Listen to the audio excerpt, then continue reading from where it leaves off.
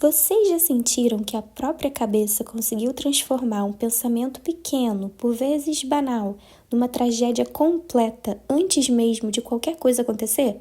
Como quando alguém te manda uma mensagem mais seca, demora um pouco mais para responder, fala uma frase qualquer num tom que você não conseguiu decifrar direito e em poucos segundos, aquilo que talvez fosse só uma distração, uma circunstância aleatória da vida, virou um filme inteiro de catástrofes mirabolantes na sua cabeça. Você começa lendo subtextos, onde talvez nem tenha texto propriamente, tentando destrinchar segundas e terceiras intenções, e quando vê, já está no terceiro ato da tragédia. Todo mundo te abandonando, você sem dar conta de nada, tudo dando errado, a vida desmoronando e você lá, sozinho ou sozinha, numa rua deserta, sem sinal no celular e, claro, debaixo de chuva torrencial, porque a mente catastrófica também gosta de direção de arte, pelo menos a minha.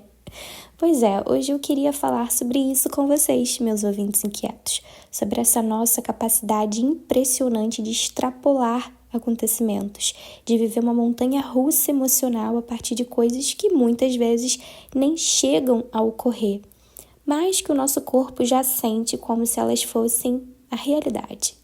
Bora pro nosso call de hoje? E eu quero começar pensando esse tema a partir de um livro que eu acabei de ler e que me marcou de um jeito que vocês não vão conseguir ter a dimensão, chamado Vertigem, a coragem de encarar o vazio e escutar seu corpo, da nossa podcaster favorita, Lela Brandão. Eu já aviso que este episódio não é uma resenha tradicional de livro, nem uma aula sobre ansiedade, até porque eu não sou psicóloga, psiquiatra, enfim, autoridade em saúde mental aqui. Sou apenas uma pessoa inquieta, tentando pensar junto com vocês, com alguma responsabilidade. Lelinha ressalta, inclusive, isso em seu podcast, a partir de uma leitura que me fez olhar para uma coisa que muita gente pode viver sem nomear. Quando a mente tenta controlar tudo, imaginar tudo, prever, temer, o corpo é quem paga a conta dessa antecipação sem fim. E gosto muito de como a Lela acaba estruturando o seu livro, porque ele não parece um manual de como resolver sua vida em 5 passos, graças a Deus. Até porque a postura de coach tem lá, muitas vezes, os seus impasses, não é mesmo? O livro todo se organiza como um percurso mesmo. Vertigem, cair, chão, parar, caminhar. Então, meus ouvintes inquietos, não fiquem confusos se vocês escutarem as páginas sendo folheadas, porque eu estou aqui consultando cada uma, vendo os trechos que eu grifei, coisas que me chamaram a atenção para poder compartilhar aqui com vocês, tudo bem? Primeiro vem a tontura, aquela visão embaçada diante da existência, aquela sensação de que algo saiu do eixo. Você sente o baque da vertigem. Depois você é lançado ou lançada à queda, quando já não dá mais para fingir algum equilíbrio. Você se entrega ao que é incontrolável na vida. Depois se depara com o chão, que é duro, mas também interrompe essa queda. Te ajuda a aterrissar. Depois vem o parar, que é quase uma afronta no mundo obcecado por movimento ininterrupto. E só depois vem o caminhar, não como uma cura definitiva dos seus problemas, mas como uma possibilidade de seguir melhor que antes, com algum entendimento a mais sobre as consequências vertiginosas que começaram lá com a vertigem.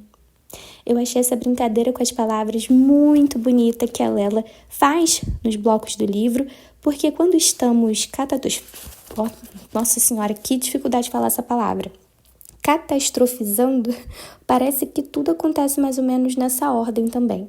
Uma frase, uma dor no corpo, uma conta atrasada, uma incerteza, uma lembrança, um medo que traz esse aturdimento. E então, esse pensamento, seja da natureza que for, puxa outro pensamento, que puxa outro, até que você já não sabe mais onde tudo isso começou ao certo. Nossa, eu falei aturdimento. Essa zonzeira, essa tontura, eu adoro essa palavra, aturdimento. Pode soar estranho, mas procure aí. Nova palavra para você adicionar ao seu vocabulário. Não foi o neologismo aqui, gente, existe, tá? O seu corpo, então, não aguenta mais sustentar aquela narrativa e acaba gritando de algum modo, te mostrando sinais. No choro, na insônia, naquela gastrite, sabe? No aperto no peito, no coração acelerado, na paralisação. E depois, se você for bacana o suficiente consigo mesmo, você consegue ficar mais atento a esses sinais e enxergar a importância de parar para reparar, para nomear, para perguntar ao seu corpo o que afinal está acontecendo. E com muita sorte e algum trabalho, bastante trabalho, você decide que vai se abrir à própria imprevisibilidade da vida, sem entregar a corda inteira ao precipício onde você se atira muitas vezes.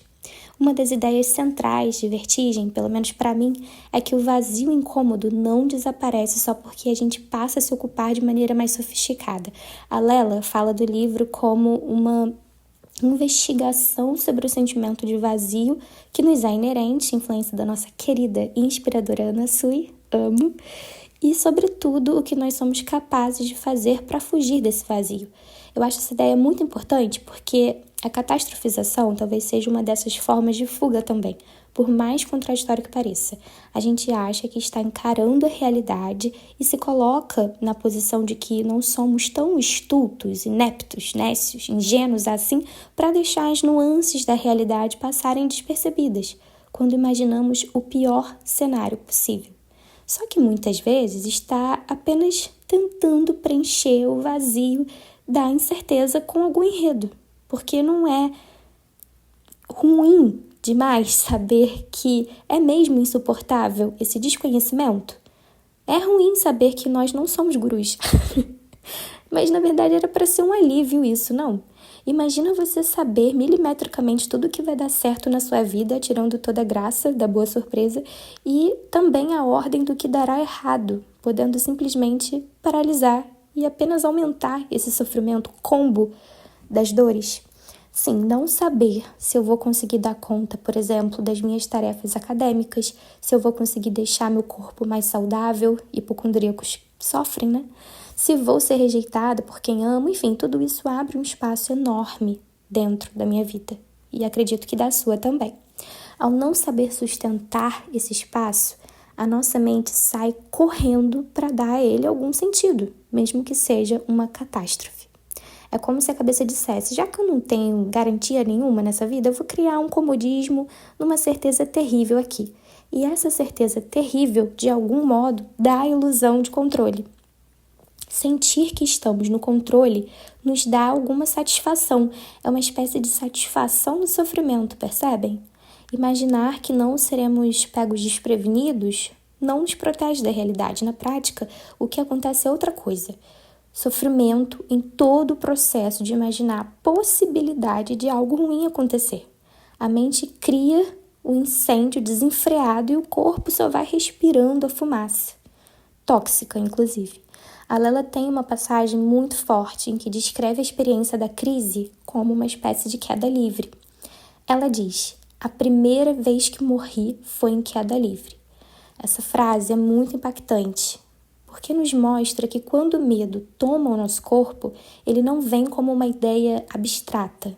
A gente nota, o coração acelera, o estômago afunda, a respiração muda, a cabeça gira. Não é abstrato, é carnal. Você sente algo se materializando. E ela escreve uma passagem muito real pela identificação que acaba gerando em pessoas que vivem essas catástrofes. A conexão entre meu corpo e meus medos era forte e rápida demais. Então, eu pergunto a vocês, se carne é nossa e essa imaginação também é, onde exatamente nós ficamos? Porque nesse estado, o corpo e a imaginação se misturam tanto que a pessoa já não sabe onde termina o medo e onde começa a realidade. Não é só pensar demais, como às vezes as pessoas falam de um jeito meio preguiçoso. É sentir demais uma cena que ainda está em nós e muitas vezes permanece apenas na gente. E talvez por isso a gente precise parar de tratar o corpo como o nosso maior traidor. Uma coisa que aparece demais no livro da Lelinha é essa virada de olhar. E se a vertigem não for o corpo te traindo, mas o corpo finalmente cobrando a conta de todas as vezes em que você o traiu primeiro?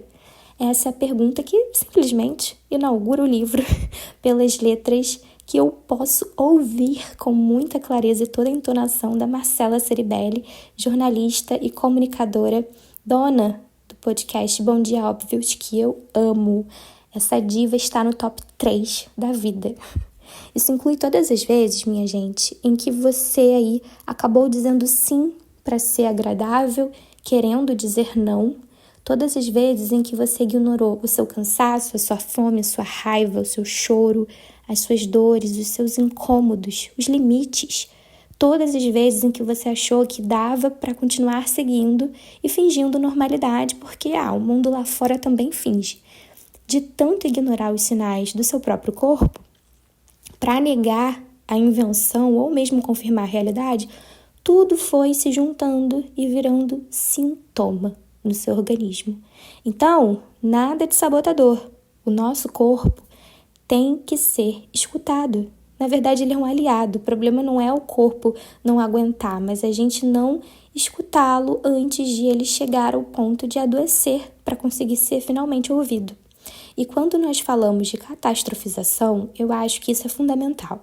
Não dá para separar mente e corpo, como se a cabeça fosse apenas um escritório cheio de pensamentos. Pense num mural aí cheio de post-it, com várias frases, 1 milhão de frases.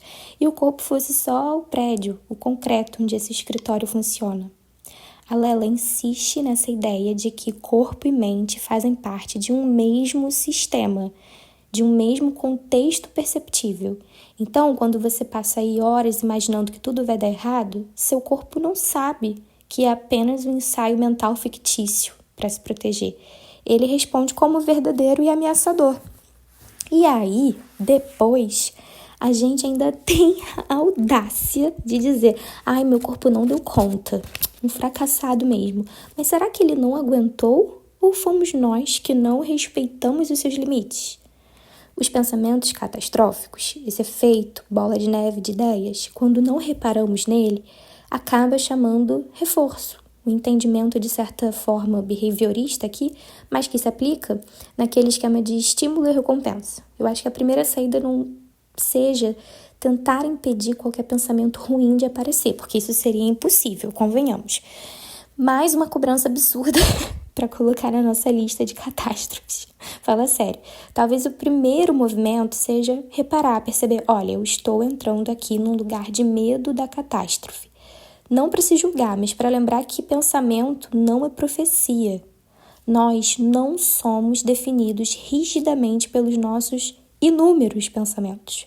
Pensamento, muitas vezes, vem dos nossos traumas vividos em algum instante, de experiências, bagagens que nos formaram, de situações com as quais não lidamos direito e aquilo ficou documentado no nosso HD como uma segurança de previsibilidade de outros acontecimentos semelhantes.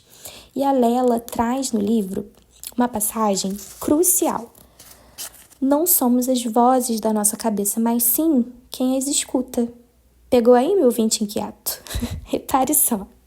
Há um vácuo entre o que a nossa mente discursa e o que pensamos desse nosso pensamento.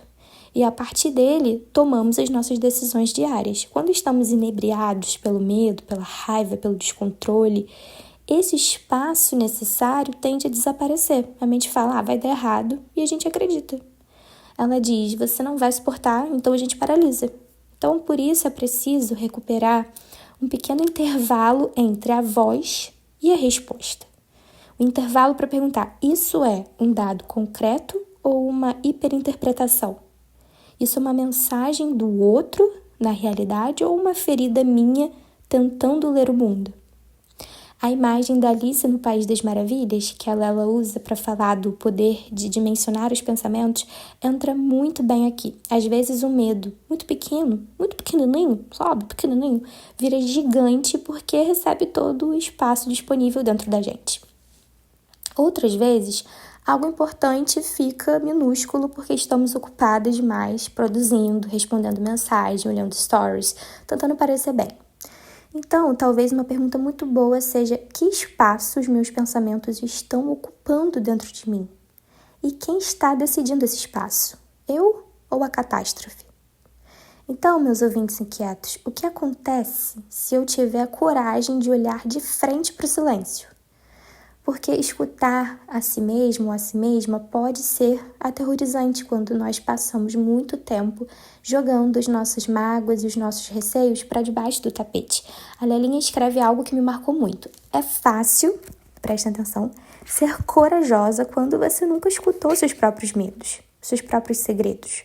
E talvez parte dessa nossa catastrofização venha daí, de coisas que a gente aprendeu a omitir, engolir, disfarçar, sobretudo quando se é mulher. E existe toda uma educação cultural para caber, não incomodar, ser muito agradável, uma querida, não exagerar, não ser intensa demais, não ser fraca demais, não ser muito difícil. Se você é mulher, ao menos mais consciente nesse nosso lugar aqui da conversa, vai entender exatamente o que eu estou falando.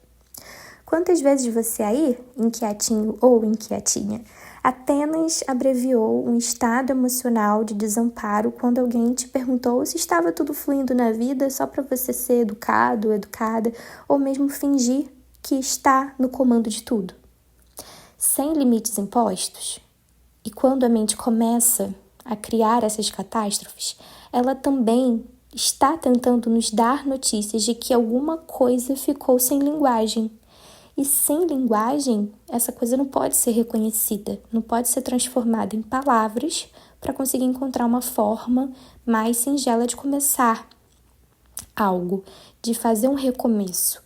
E aqui entra uma das coisas mais importantes do livro, aprender o dialeto do corpo. Eu achei essa expressão muito legal, porque ela tira o corpo desse lugar de máquina, de produtividade, e coloca como alguém com quem a gente precisa reaprender a conversar, dar um colo para a conversa.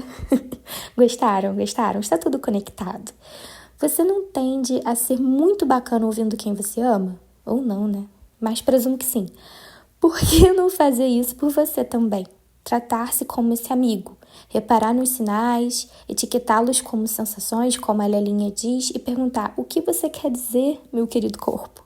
Tentar entender que necessidade está por trás disso tudo. Você ficar ansioso pode ter muito mais a ver com precisar de alguma segurança. Então, essa sua raiva pode mostrar que algum limite seu foi violado em algum momento da sua vida, o cansaço, que você precisa parar, resultado de muitos acúmulos. Então, minha gente, bora ler as mensagens implícitas com muita atenção que o nosso corpo nos traz. A Lelinha diz que antes de a gente saber, o corpo já sabe. Ele vai traçando algumas estratégias para fazer com que a gente preste atenção. Ela diz como uma professora que apaga a luz numa sala cheia de alunos agitados e fala sem dizer: atenção, está na hora de começar a ouvir. Isso está literalmente no livro. Eu achei essa imagem maravilhosa porque o corpo, primeiro, vai sussurrando, insistindo, até que aumenta o volume. Daí vem a crise. E viver mais em paz dentro do próprio corpo tem a ver com isto, não necessariamente amar cada pedacinho dele todos os dias, acho até impossível, não performando a autoestima, mas parando de tratá-lo como o nosso adversário, mal a ser combatido. Eu não quero que esse episódio soe como: escute o seu corpo e tudo ficará lindo, porque logicamente não é assim. Escutar o nosso corpo dói, faz a gente descobrir coisas que não gostaríamos. Buscar, recalcular rotas que foram traçadas como imutáveis muitas vezes para se ter mais paz e harmonia, uma paz mais honesta, de quem para de rivalizar com todas as suas reações. E no livro, o descanso, inclusive, aparece como parte fundamental dessa escuta. Não o descanso por você ter produzido muito, nem para voltar a ser mais eficiente, mas como direito. E se descansar, não precisar servir para nada além de descansar, como a Lelinha diz. E se justificar a própria existência sem exaustão exige mesmo muita coragem numa cultura em que todo mundo fica necessitado de provar que está no comando o tempo todo. Por isso, a catastrofização não é só um problema individual de pensamento.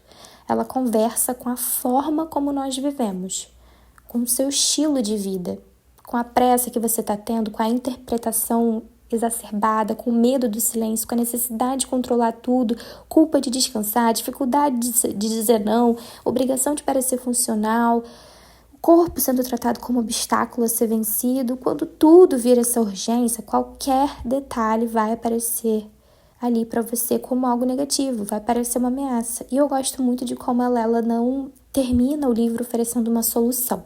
O livro não diz, pronto, agora você aprendeu a escutar seu corpo e nunca mais vai sofrer. Não, ela fala de caminhar, de entender que o caminho de volta para si não contempla o fim de um labirinto, mas é a Índia com colar, a tarde linda que não quer se pôr. Gente, eu estou muito cantora nesses últimos episódios. Desculpa, é que eu me lembrei desses versos do Nando Reis sobre o horizonte no fim de tarde e eu não pude fugir dessa recordação. Achei que é o link perfeito. O caminho de volta para si é essa Índia com colar, é essa tarde que não quer se pôr. E talvez isso seja bonito mesmo porque tira de nós a obrigação de virar uma versão plenamente iluminada. A vida não é um lugar sem vertigem. Pelo contrário, a gente vai cair. Não é mesmo, Lelinha? Não é mesmo, meus caros ouvintes inquietos? Vamos encontrar nossas inquietações por aí e criar coragem para ouvi-las com mais cuidado. No fundo, meus ouvintes inquietinhos, talvez a pergunta não seja como eu faço para nunca mais criar catástrofes, porque eu acho essa pergunta muito cruel. Talvez seja quando a catástrofe começar a crescer dentro de mim, eu consigo reparar? Eu consigo perceber onde esse medo se inicia no meu corpo? Como eu posso conversar com o meu corpo, me lembrando que eu estou viva, que eu quero viver e quero dar mais dignidade a ele? A criação de catástrofes nos rouba a capacidade de estar no presente, porque ela nos joga lá para um futuro imaginário, distante, enquanto o corpo tenta nos devolver, nos trazer de volta ao agora. E talvez esse corpo que a gente critica, força, ignora, compara, pune, seja justamente o lugar mais honesto que temos para onde voltar. E vocês? O que costuma acontecer quando vocês desligam tudo e ficam em silêncio consigo mesmo? Vocês conseguem, inclusive, fazer essa tarefa de ficar em silêncio e se observar no silêncio? Vocês percebem quando vocês estão catastrofizando? Conseguem ouvir o corpo antes que ele precise gritar? Meus ouvintes, eu espero que tenham amado o conteúdo do livro da Lelinha, assim como eu amei, e tenham curtido nossa conversa de hoje. Este episódio foi muito especial para mim. Eu espero que a Lelinha saiba de sua importância nisso tudo. Compartilhem comigo suas inquietações, suas experiências e reflexões. Beijinhos, até a nossa próxima inquietação.